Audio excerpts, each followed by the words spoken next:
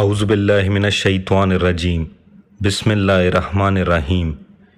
کیا قاتلین امام حسین علیہ السلام شیعہ تھے یا وہ بزرگوار اور ان کی اولادیں تھی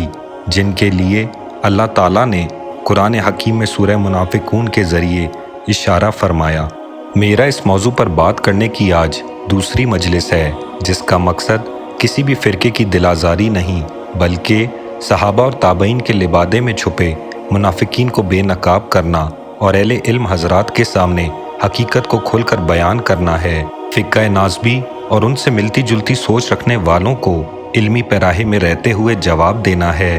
جو امام حسین علیہ السلام جیسی پاک ہستی کی شہادت کے واقعے کو خود ساختہ جھوٹی کہانی قرار دیتے آئے اور اپنے بزرگوں کو بچانے کے لیے اس کا الزام شیعیان علی علیہ السلام پر ڈالتے آئے۔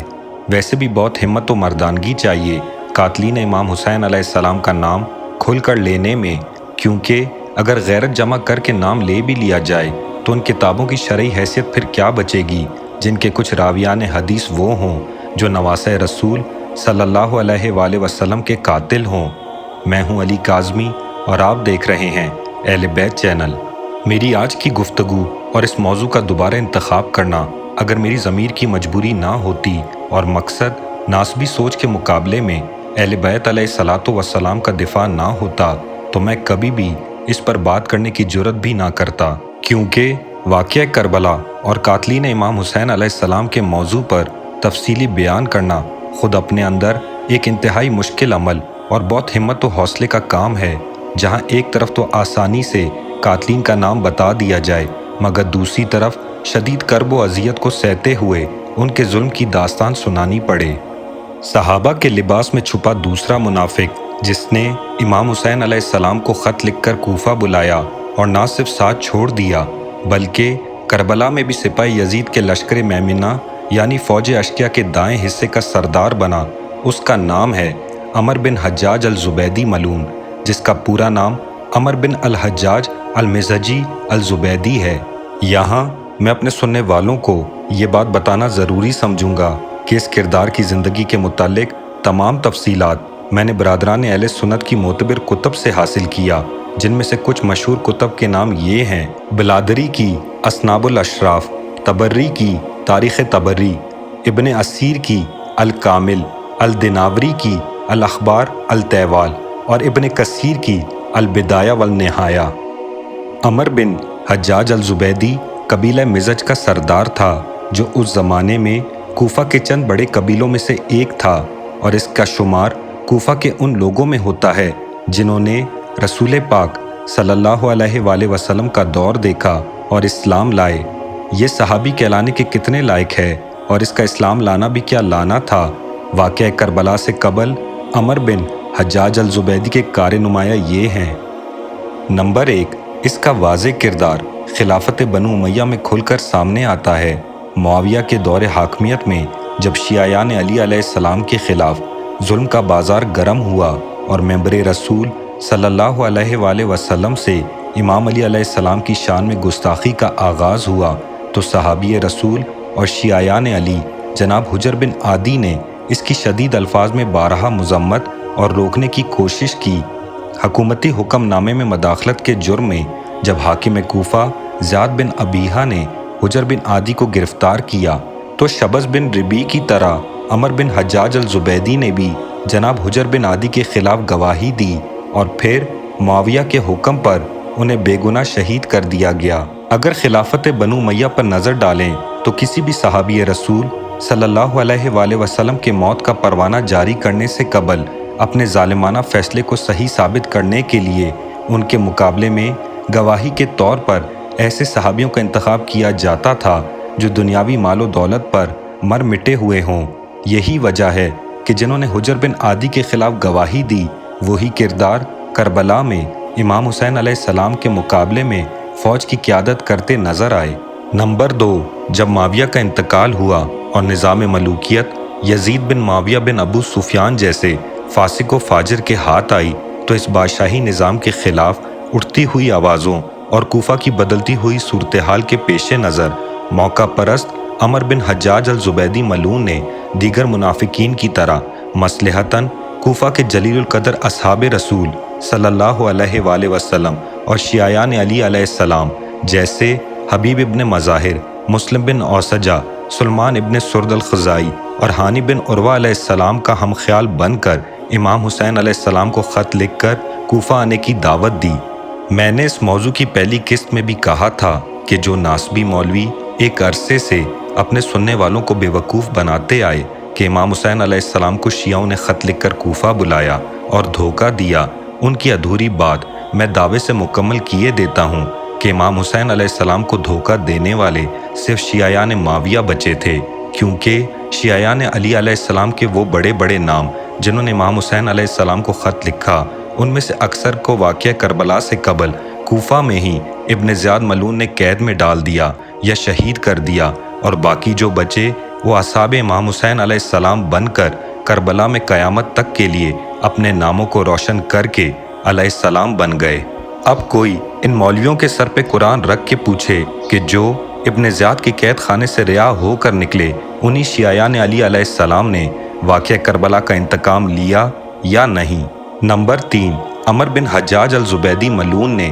دیگر اصحاب رسول صلی اللہ علیہ وآلہ وسلم کی طرح خود کو خیال کر کے پہلے امام حسین علیہ السلام کو کوفہ کی دعوت دی، اور پھر ایمان فروش نے ابن زیاد ملعون کے کوفہ آتے ہی بیت المال کا منہ کھلا ہوا دیکھا اور پیسوں سے ضمیر بکتے دیکھے تو دنیاوی سکوں کی چمک دمک نے دیگر منافقین کی طرح اسے بھی لبھا دیا اور اپنے ضمیر کا سودا ابن زیاد ملعون کے ساتھ کر آیا۔ یہاں یہ بات بتانا ضروری سمجھتا ہوں کہ جناب ہانی بن عروہ علیہ السلام جو کہ قبیلہ مزج کی شاخ بنو مراد کے سردار تھے، رشتے میں عمر بن حجاج الزبیدی ملعون کے سگے بہنوئی تھے۔ جناب ہانی بن عروہ علیہ السلام وہ شیعیان علی تھے جنہوں نے امام علی علیہ السلام کی قیادت میں جنگ جمل اور جنگ صفین میں حصہ لیا۔ معاویہ اور زیاد ابن ابیہا کے خلاف جناب حجر بن عادی کی کھل کر حمایت کی۔ جب معاویہ نے اپنی زندگی میں ہی یزید کے لیے کوفہ میں لوگوں سے بیعت لینا چاہی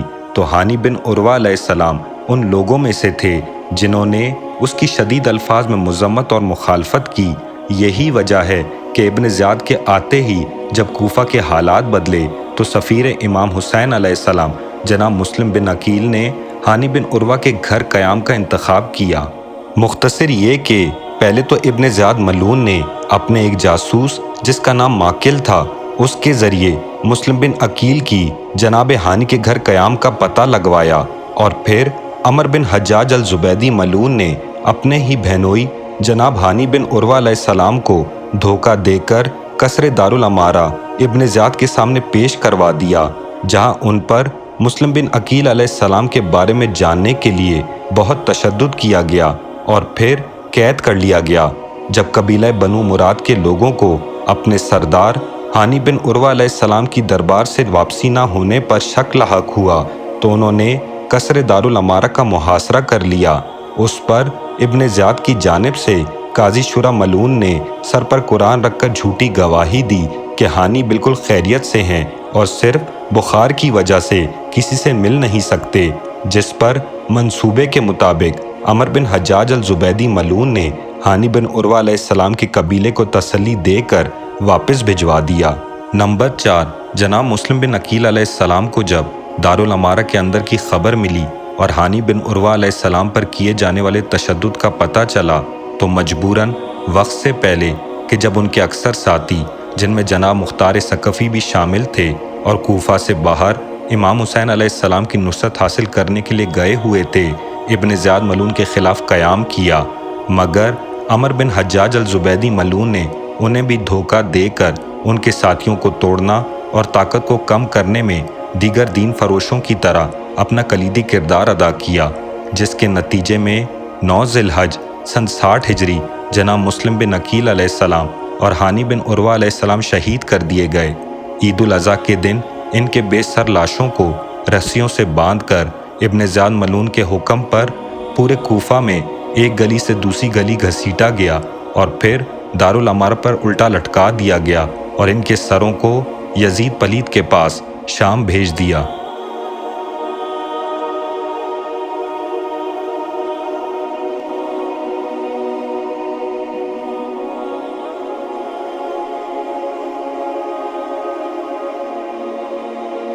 2 محرم سن 61 ہجری جب غریب الوطن تشنا لب مظلوم نینوا امام حسین علیہ السلام کا قافلہ اپنی آخری منزل کربلا پہنچا تو مرجانہ اور زیاد ابن ابیہا کی ناجائز اولاد ابن زیاد ملعون کا حکم پاتے ہی عمر بن حجاج الزبیدی ملعون اپنے قبیلے کے ہمراہ کوفہ سے کربلا کی طرف روانہ ہوا۔ 7 محرم الحرام سن 61 ہجری کی صبح یزیدی فوج کی کربلا میں قیادت کرنے والے مشہور صحابی کے بیٹے عمر بن سعد بن ابی وقاص کو کوفہ سے ابن زیاد ملعون کا خط موصول ہوتا ہے، جس میں سختی کے ساتھ یہ حکم دیا جاتا ہے کہ جس طرح مدینہ میں بنو امیہ کے پہلے خلیفہ عثمان ابن عفان پر محاصرے کے دنوں میں پانی بند کر دیا گیا تھا، اب وقت آ گیا ہے کہ اس کا بدلہ آل علی سے لیا جائے، لہٰذا میری تحریر پڑھتے ہی نہر فرات کا پانی حسین ابن علی اور اس کے خانوادہ کے ساتھ ساتھ اس کے ساتھیوں پر بند کر دو، اور اگر میرے حکم کی تعمیل میں ذرا بھی تاخیر کی یا نرمی برتی تو شمر ابن ذوالجوشن کو میں یہ اختیار دیتا ہوں کہ وہ فوج کی قیادت اپنے ہاتھ میں لے لے۔ لہٰذا حکومت رے کی لالچ میں عمر بن سعد ملعون نے 500 گھوڑ سواروں پر مشتمل فوج کی قیادت عمر بن حجاج الزبیدی ملعون کو دے کر نہر القمہ کا پانی امام حسین علیہ السلام اور ان کے ساتھیوں پر بند کر دیا۔ فرات پر قبضہ پاتے ہی عمر بن حجاج الزبیدی ملعون نے للکار کر اپنی نجس زبان سے امام حسین علیہ السلام کی شان میں جو گستاخانہ جملے ادا کیے، مجھ میں ہمت نہیں کہ انہیں دہرا بھی سکوں، بہتر ہوگا کہ پڑھنے والے خود پڑھ لیں۔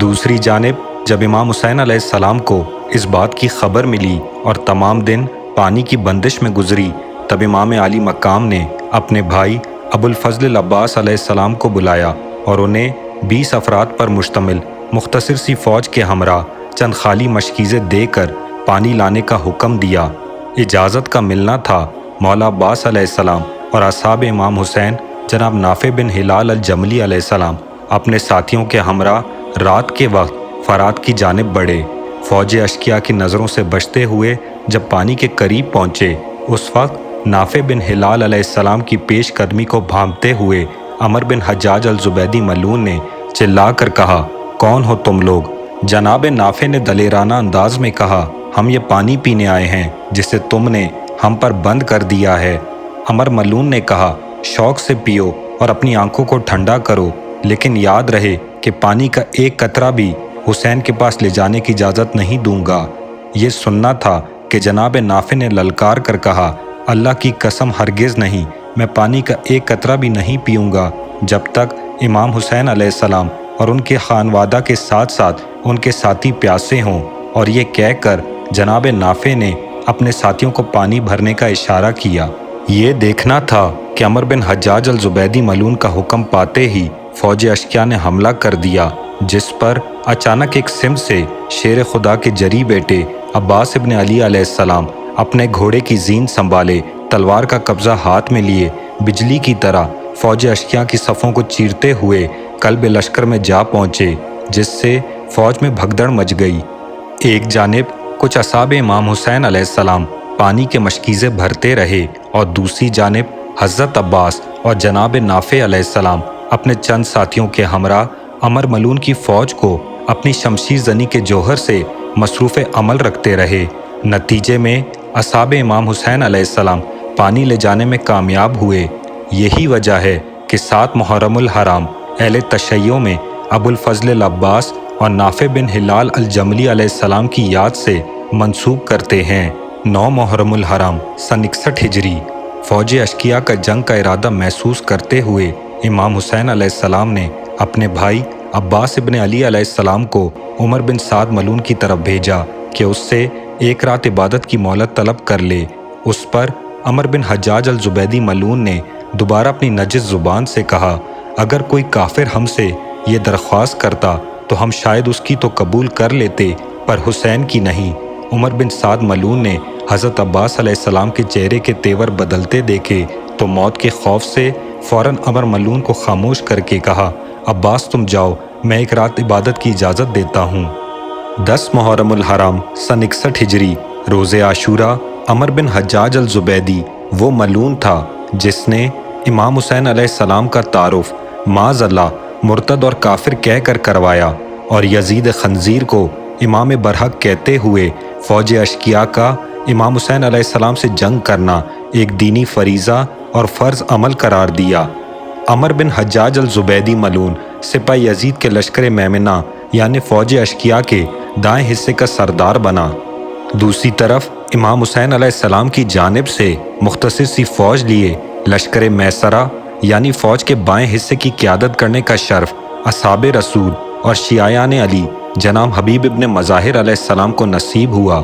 میرا سلام ہو قبیلہ بنی اسد کے ایک اور صحابی جناب مسلم بن اوسجہ علیہ السلام پر، جنہوں نے حبیب ابن مظاہر علیہ السلام کی زیر قیادت تنہا اپنی بہادری کے وہ جوہر دکھائے کہ 70 سال کی ضعیفی کے باوجود بھی وہ جوان مرد نظر آئے، جنہوں نے عمر ملعون کے لشکر میمنہ کی صفوں کو تہو بالا کرتے ہوئے سب الٹ پلٹ کر رکھ دیا۔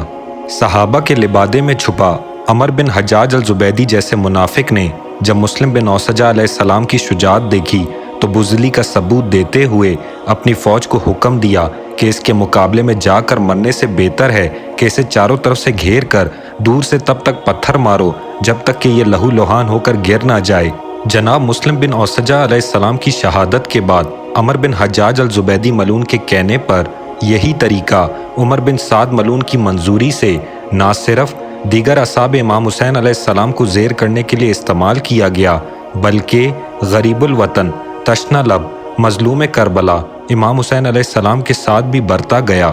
واقعہ کربلا کے بعد عمر بن حجاج الزبیدی ملعون ان لوگوں میں بھی شامل رہا جنہوں نے اصحاب امام حسین علیہ السلام کے سروں کو مرجانہ کی نجس اولاد ابن زیاد ملعون کے پاس کوفہ لے کر گئے۔ میں تو اتنا ہی کہوں گا، خدا اور فرشتوں کی لعنت ہو، تمام جن و انس کی تا قیامت لعنت ہو، چمن محمد صلی اللہ علیہ وآلہ وسلم کے پھولوں کو جلانے اور اجاڑنے والوں پر۔ جسے بھی اس موضوع اور بیان پر اپنی تسلی کرنی ہو اس کے لیے تمام کتب کے حوالہ جات ڈسکرپشن میں درج ملیں گے۔ مزید قاتلین امام حسین علیہ السلام کے بارے میں تفصیلی جاننے کے لیے جڑے رہیے اور اس ویڈیو کو زیادہ سے زیادہ شیئر کریں تاکہ وہ تمام منافقین بے نقاب ہو سکیں جن کا اب تک پردہ رکھا جاتا رہا۔ تب تک کے لیے اللہ ہم سب کا حامی و ناصر ہو۔